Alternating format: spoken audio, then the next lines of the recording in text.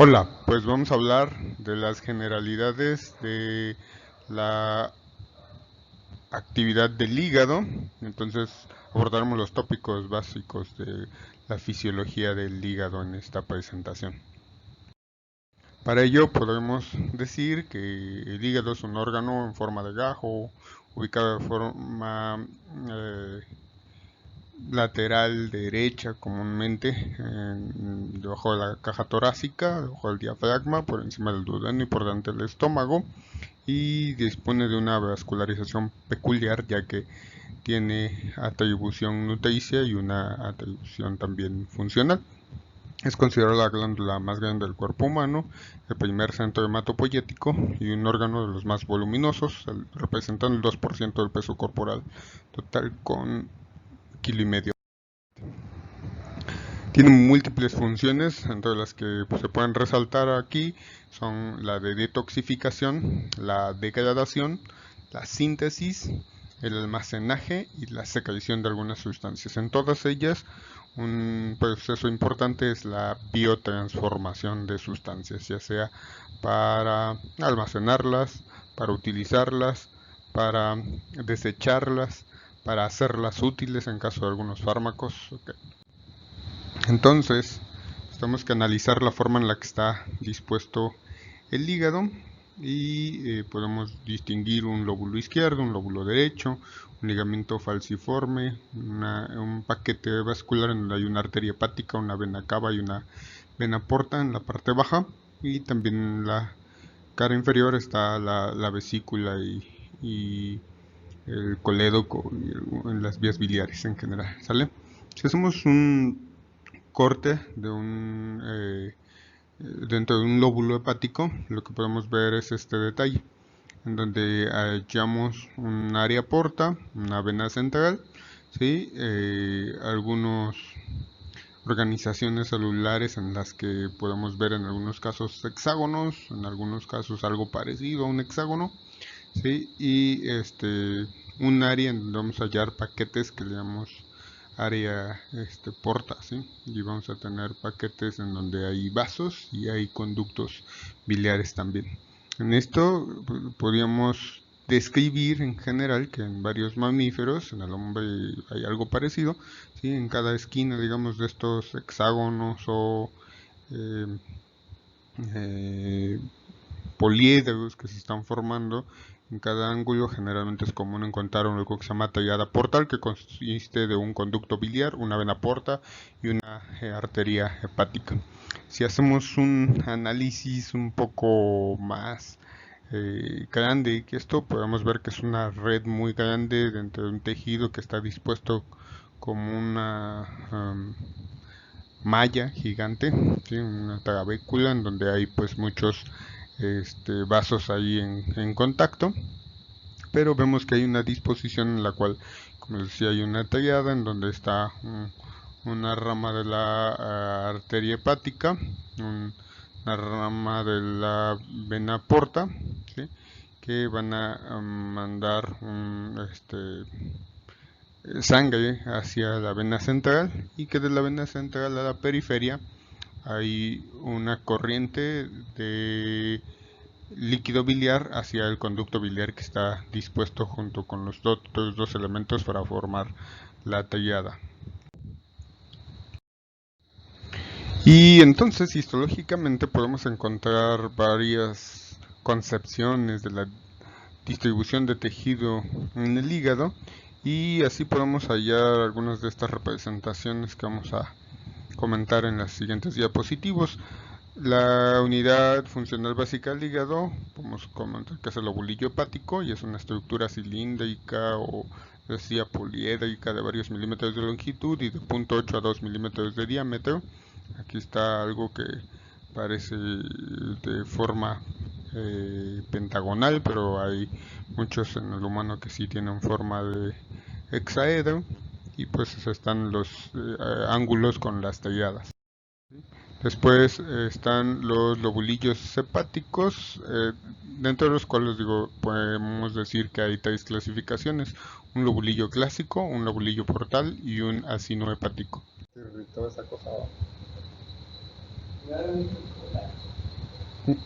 Calla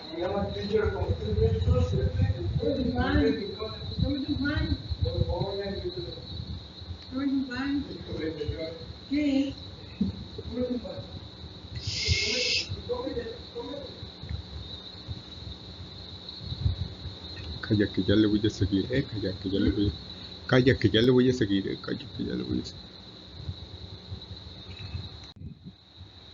Aquí podemos observar entonces que los tres lobulillos. Aquí está el lobulillo clásico, delimitado por varios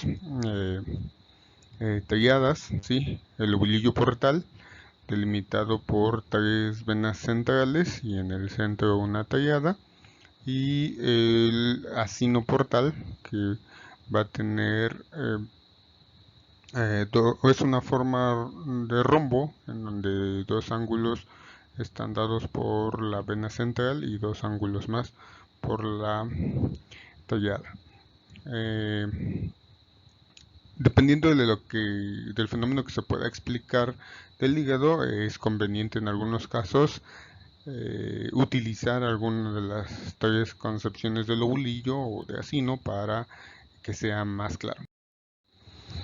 En la forma del lobulillo clásico sabemos que se compone de cordones de patocitos, una vena central, y se delimita por 6 espacios. En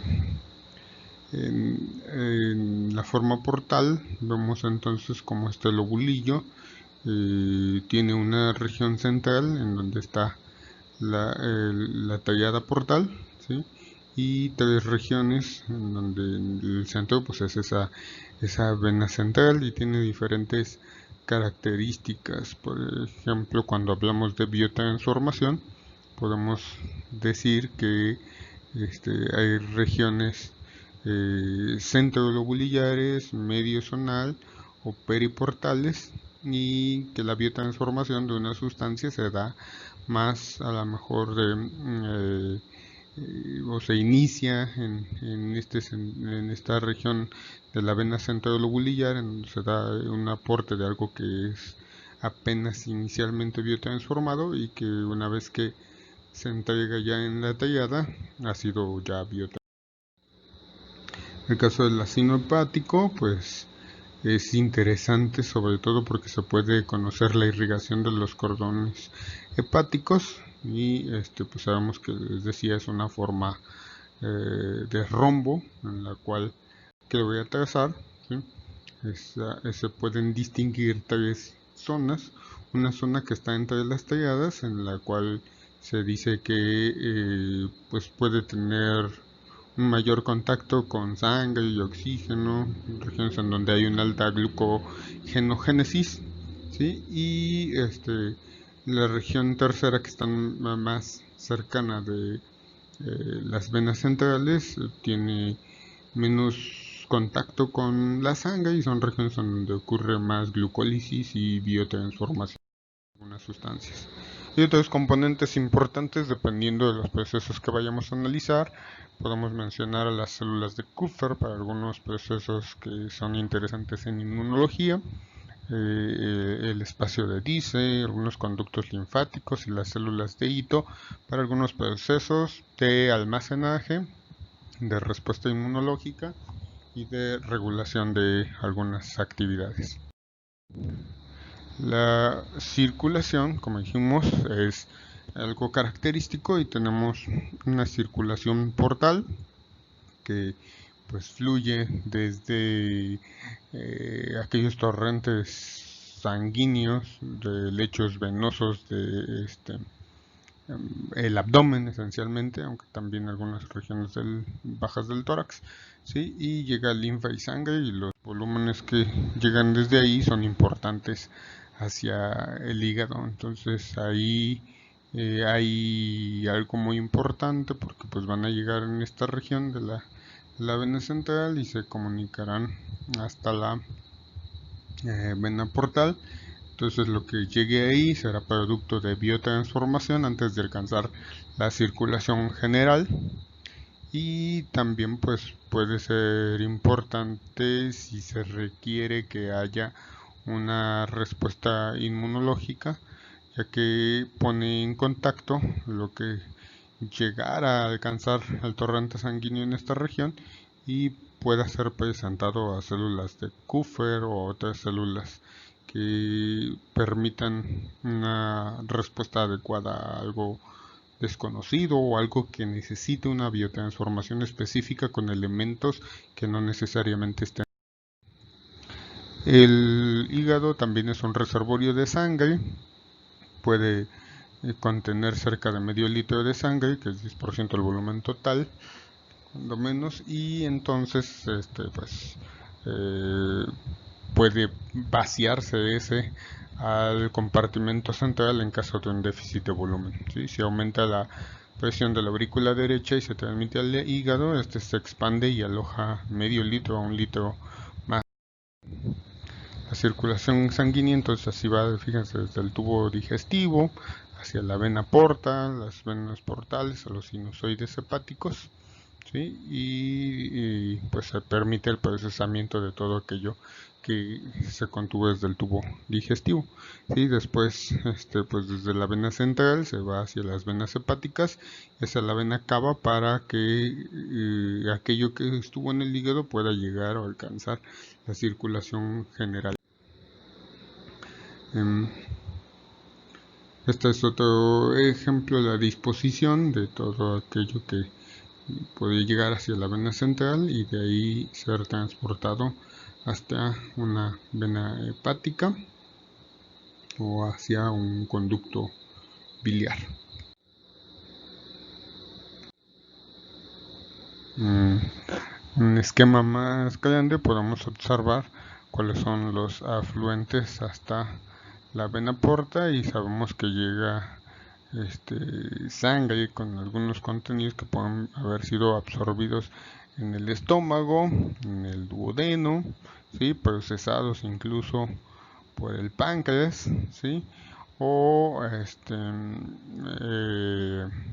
sometidos a algunos eventos que ocurren en el vaso, ¿sí? Entonces todo esto llega a través de la vena porta a ser en muchos de los casos biotransformado al hígado, ¿sí?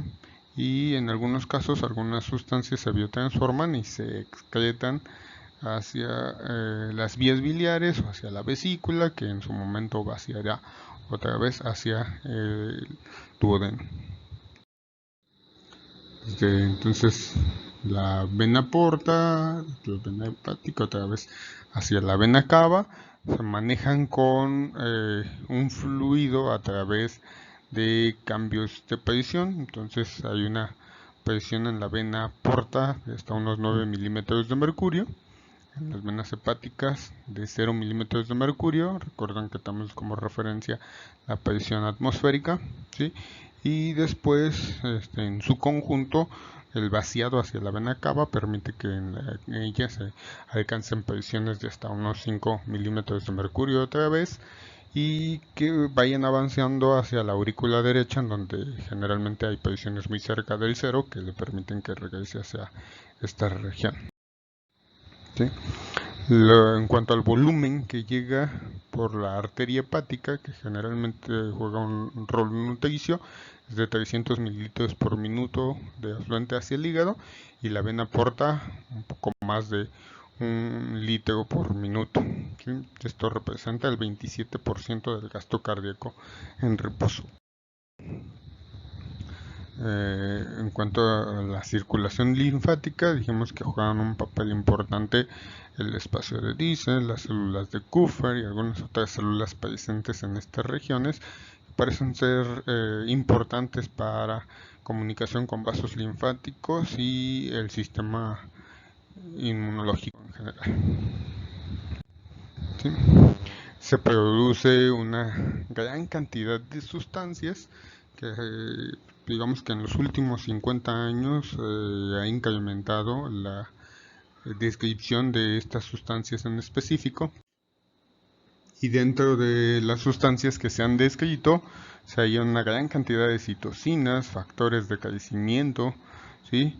Uno de los que es interesante es el factor de crecimiento hepatocitario, porque tiene una gran capacidad de aumentar, ¿sí?, su producción en poco tiempo y ante diferentes factores, pero hay otros factores de crecimiento también que han sido atractivos y explican el por qué hay una alta regulación de la reproducción de los hepatocitos, sobre todo ante agentes lesivos, incluido la extracción de algo de tejido, ¿sí? En la petectomía parcial, por ejemplo, de hasta el 70% del hígado, hay una recuperación, incluso en el humano se ha descrito que en una semana puede alcanzar una masa muy cercana a la del 100% del humano, y llama la atención que en escritos incluso antiguos, por ejemplo de los griegos o de los egipcios, perdón, se había descrito esto ya como parte de la mitología o para algunos animales. Pero nosotros tenemos que tener en mente que, aunque no sea la hepatectomía uno de los eventos que ocurra fácilmente, sí tenemos que tener en mente que como es un componente de nuestro organismo que está encargado de llevar a cabo la biotransformación y tener contacto con muchos agentes que pueden ser lesivos, tienen que tener una alta capacidad de enfrentar agentes que produzcan lesión hepática aguda. ¿Sí? Bueno, entonces en cuanto a la producción de bilis, que dijimos que va pues desde la vena central hacia la tríada, en donde se halla ese conducto biliar, y todos los conductos biliares se reúnen para vaciar por la cara inferior del hígado.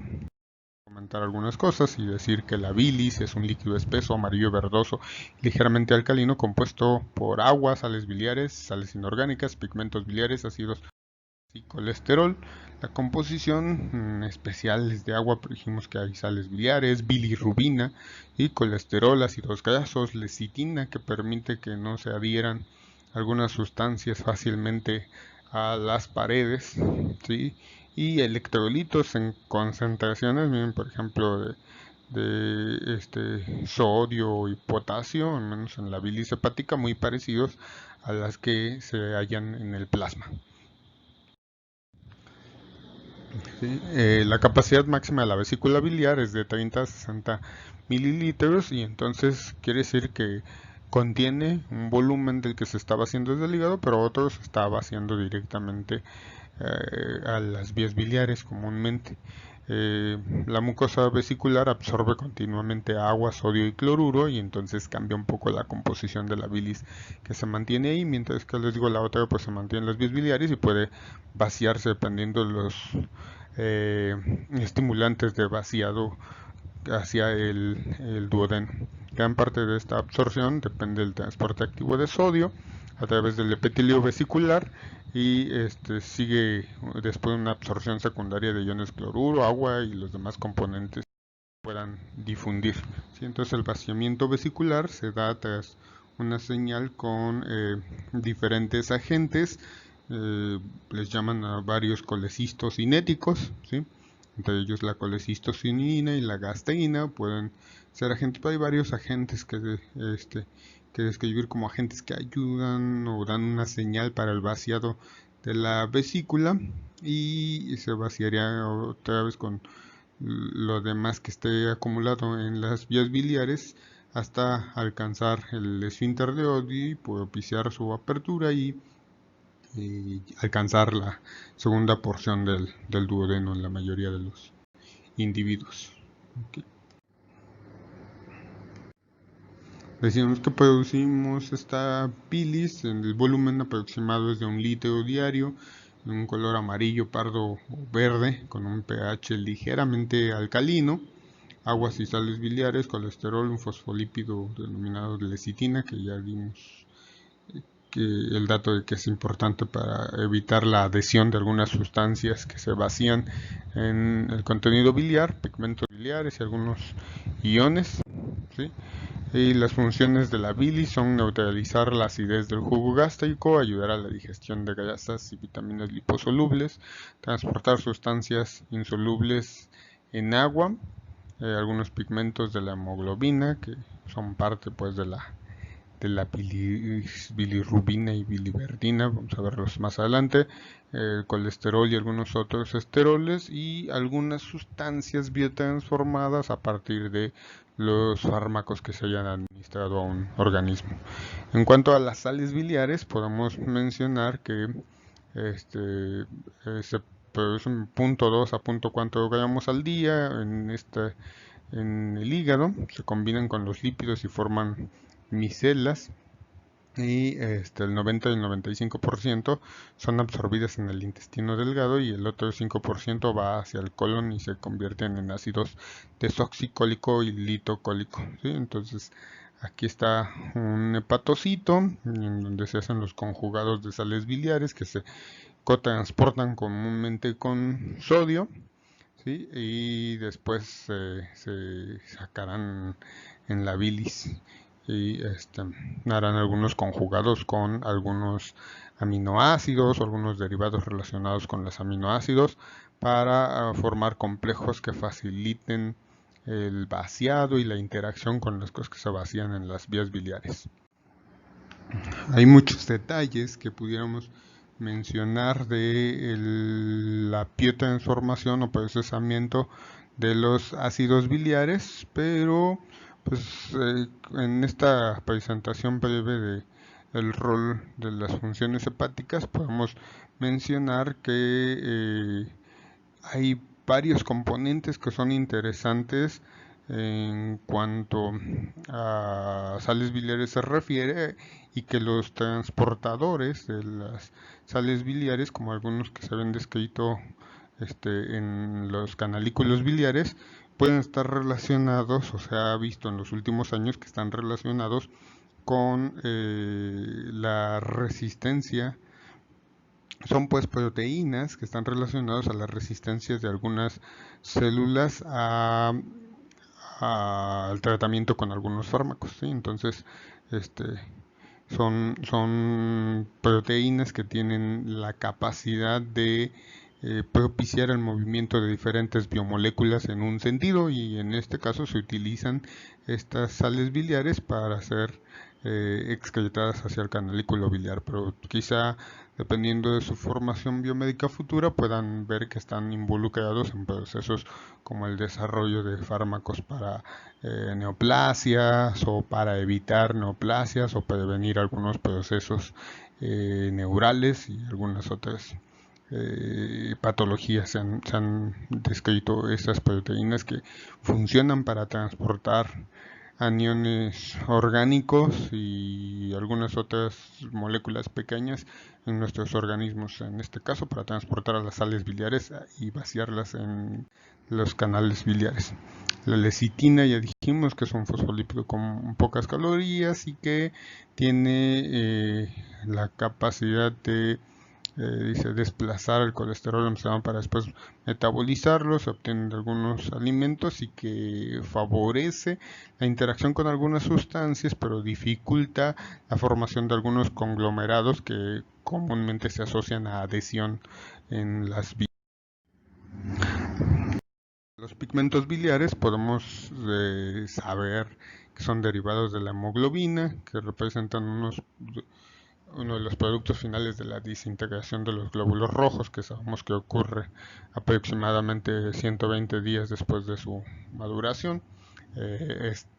Son excretados por la vía biliar y vertidos hacia el exterior con heces fecales, y aquí podemos observar como comúnmente en algunas regiones reticulares y víctimas de algunas células o a veces de las mismas redes que se forman en el tejido conectivo,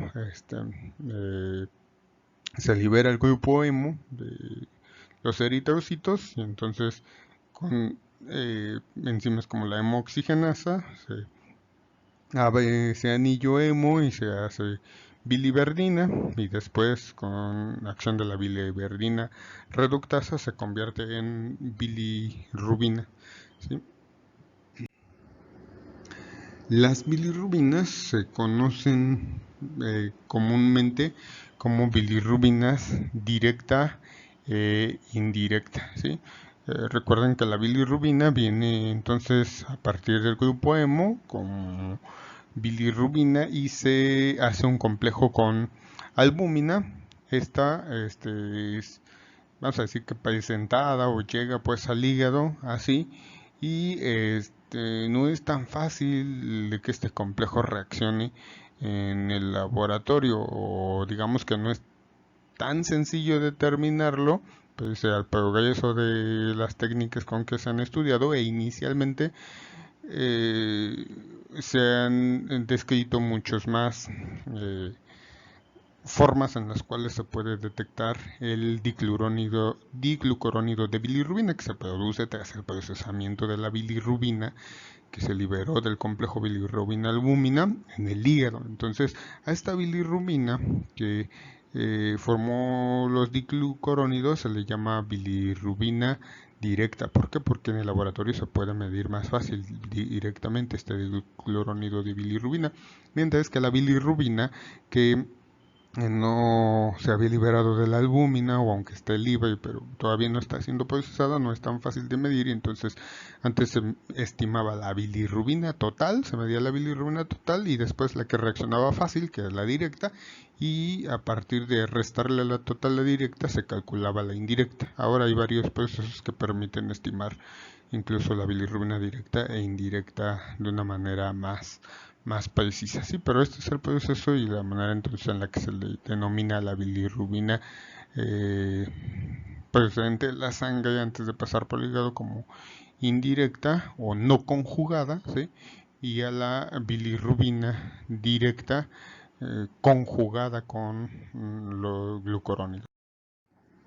Sí, estas son pigmentos de color verde o azul, por eso antes de la bilirrubina se llama esto biliverdina, está asociado a la bilis, se va produciendo a medida que se libera férrico y pasa después, digamos, a ser bilirrubina, que es da un color amarillo anaranjado, ¿sí? Y pues viaja en la sangre unido a la albúmina, o se procesa en el hígado y se forman los glucurónidos.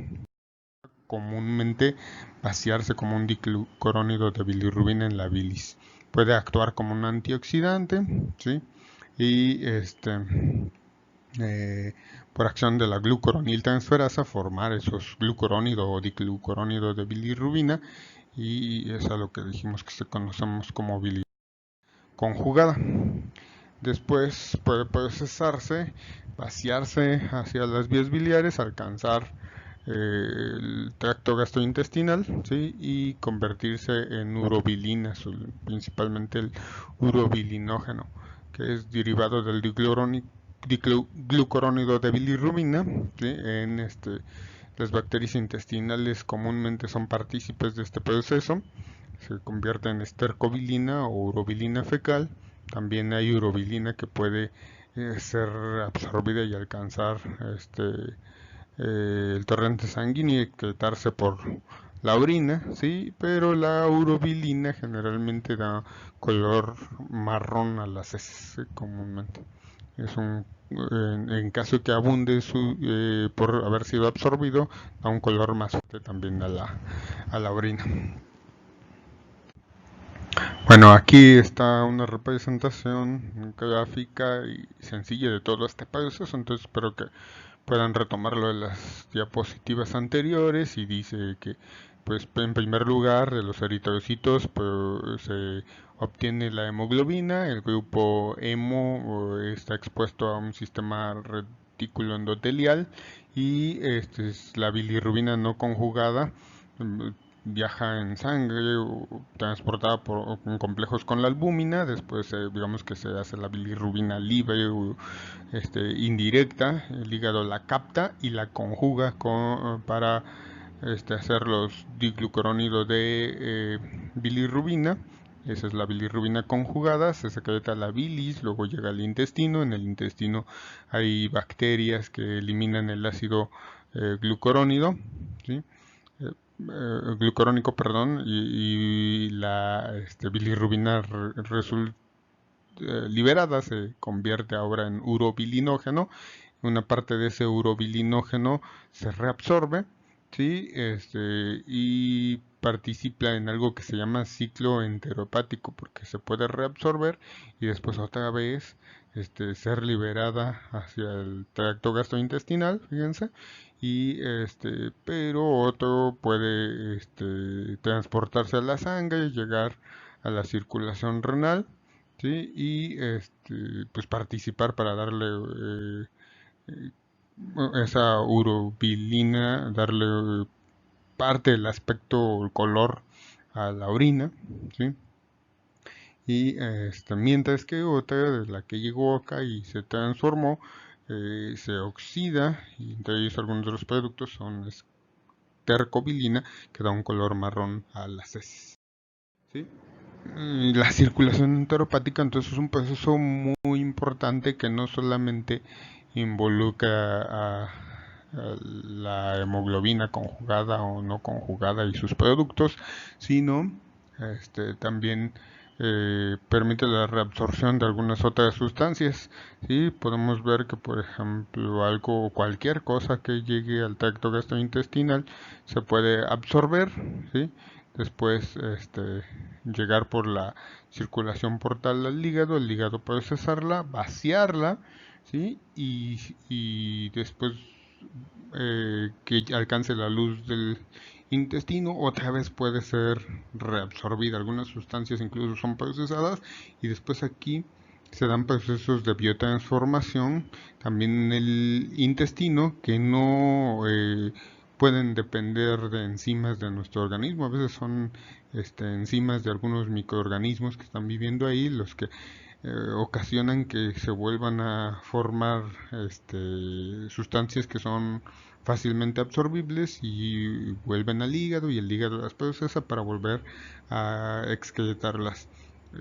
Dentro de estas sustancias no solo participan sustancias que lleguen a la luz del intestino por la vía oral. También pueden ser sustancias que se están sintetizando en el organismo, que son bien transformadas en el hígado y que se vacían, entonces alcanzan la luz, acá son biotransformadas como les comentaba y vuelven a alcanzar a través de la circulación portal el hígado. Entonces eso es algo importante porque hay sustancias como algunas hormonas o algunas sustancias esteroideas que pueden ser comúnmente transportadas, retransportadas y repaseadas pues en esta circulación.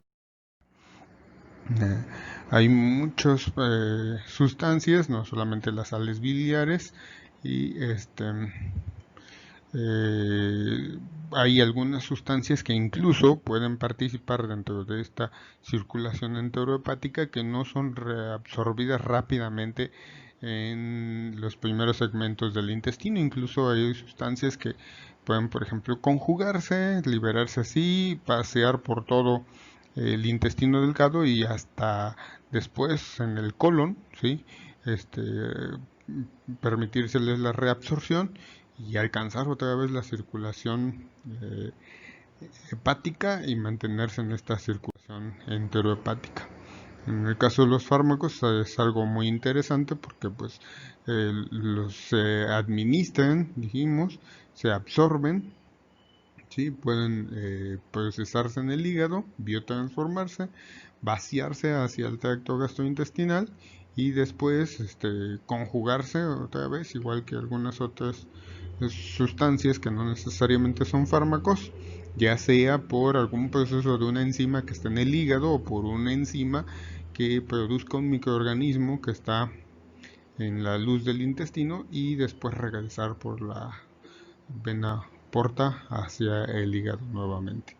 Y puede ser que esa sustancia sea exclusivamente mantenida en esta circulación enteropática y liberarse solo una pequeña cantidad en las una gran cantidad en las heces, o que en estos procesos de biotransformación ¿sí? Llegue al hígado y en algunos casos parte de ese fármaco se biotransforme de tal manera que se le permita o las características del producto resultante le permitan llegar a la circulación renal y eliminarse también por una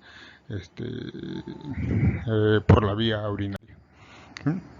Bueno, ya casi para terminar, digamos que el hígado juega muchísimos roles importantes y dentro de ellos tenemos que tener en mente que 7 de los factores de la coagulación, marcados aquí, el 5, el 2, el 7, el 9, 10, 11 y 12, son importantemente procesados en el hígado, son simógenos, dice, sintetizados en el hígado, o sea, son proenzimas, digamos así, son un simógeno, algo que todavía no está activo, ¿sí? Pero que una vez que se da un proceso por el cual se active esta coagulación, pues van a formar estas formas activas, valga la redundancia, y van a propiciar pues la coagulación. Entonces, es importante que lo conozcan porque generalmente una de las pruebas que se hace comúnmente como médico para saber que está funcionando bien el hígado, además de, por ejemplo, niveles de albúmina para ver si está siendo capaz de sintetizar una buena cantidad de proteínas, es explorar nuestros tiempos de coagulación, dado que varios factores son eh, ampliamente y casi exclusivamente sintetizados en el hígado. Otro proceso importante en el hígado es la biotransformación, ¿sí? Y en la biotransformación podemos encontrar dos procesos relevantes o dos fases de relevantes. Muchos procesos que están llamados como de fase 1, entre ellos se incluye la oxidación, la de hidroxilación, la de alquilación, la de aminación y la hidrólisis. Entonces aquí está un ejemplo, por ejemplo, con la aspirina, que se hidroxila, ¿sí? Y entonces esto da a partir de la aspirina el ácido salicílico, y ese es el derivado, y esas reacciones simples o sencillas se llaman reacciones de fase 1. En estos procesos las estrellas son unas proteínas que se llaman citocromos, ¿sí? Por ahí van a ver muchas veces algo que es muy importante, que es un complejo enzimático o proteico que se llama citocromo P450, ¿sale? Y van a ver que es una serie de proteínas que funcionan mucho para llevar a cabo estos procesos, y hay otros procesos también con las sustancias que producen una biotransformación también, pero a través de una conjugación, ¿sí? O sea, esas se llaman reacciones de fase 2, en donde el producto es un conjugado. Para aquí seguimos con este ejemplo de la aspirina, que se había obtenido hidroxilada como ácido salicílico, y después lo que pueden observar es que se conjuga, ¿sí? Se puede hacer un conjugado con un glucurónido o con alguna otra cosa, puede ser un sulfato, ¿sí? También, y en este caso se forma un glucurónido salicilado, que es el producto de esta biotransformación, ¿sí? Entonces esto lo van a ver tanto en moléculas endógenas como en los fármacos, y es algo que tenemos que tener en mente que es de relevancia para la función hepática. Espero que todos lo tengan en mente y que todos estos procesos que revisamos en esta presentación les sirvan o les sean útiles para que puedan entender cómo funcionan y de qué manera se ven alterados en la patología hepática. Comúnmente van a ver formación de litos en las vías biliares, hepatopatías que pueden ser obstructivas y que hagan que se acumule tanto bilirrubina directa como bilirrubina indirecta, o algunas otras patologías en las que el hígado está funcionando bien, pero no se permite que llegue bien al hígado la bilirrubina libre, ¿sí? Para que se conjugue, o pueden observar que el hígado no produce bien proteínas y dentro de esas proteínas puede haber algunas que sean importantes para el rol de la aparición osmótica dentro de los vasos. Entonces, pues, si no funciona bien el hígado hay edema, o si no funciona bien el hígado, no se producen bien unas proteínas que son importantes para el crecimiento, como las somatomedinas o factores de crecimiento relacionados a la insulina y limitación del crecimiento,